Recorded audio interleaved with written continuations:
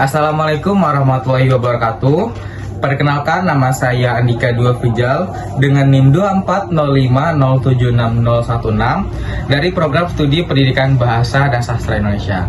Pada kesempatan kali ini, saya akan mereview ulang materi yang berjudul Sastra Horor dalam Berbagai Perspektif. Sastra horor adalah genre fiksi yang membangkitkan emosi negatif terhadap pembaca, seperti takut, cemas, ngeri, dan horor.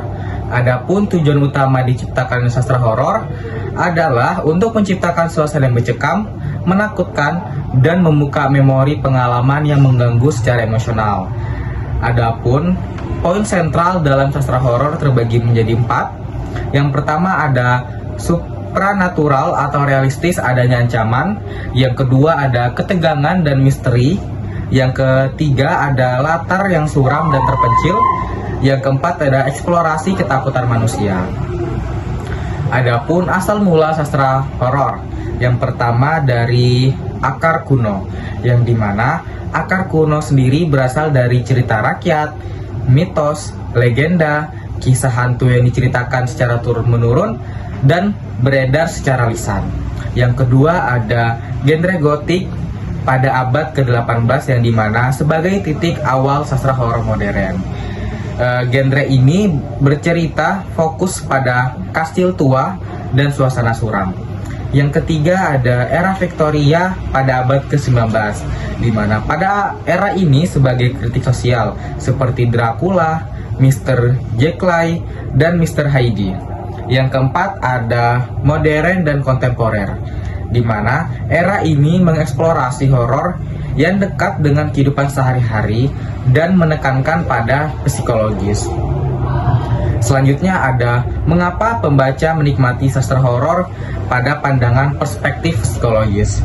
Yang pertama, karena pelepasan adrenalin, di mana pembaca menikmati rasa takut dalam lingkungan yang aman. Yang kedua, katarsis emosional, di mana melepaskan ketegangan atau kecemasan hidup nyata melalui fiksi. Yang ketiga ada eksplorasi sisi gelap, menjelajahi kematian, tabu, sisi gelap manusia. Dan yang keempat ada teori extension transfer, di mana teori ini meningkatkan gairah psikologis akibat rasa takut diinterpretasikan sebagai perasaan positif setelah ancaman berlalu. Selanjutnya ada perspektif sosiologis dan budaya dalam sastra horor. Ada 3. Yang pertama, refleksi ketakutan kolektif, yaitu horor mencerminkan ketakutan masyarakat pada masanya, misalnya pandemi, perang, dan ketidaksetaraan sosial. Yang kedua ada kritik sosial, mengkritik institusi, moralitas, norma-norma yang menindas seperti dalam puisi Surat pada Penguasa milik Mimik Hairati. Yang ketiga ada horor lokal, yaitu horor ini kuat dipengaruhi oleh mitos, legenda, dan kepercayaan spiritual seperti cerita leak, kuntilanak, pocong, dan kuyang.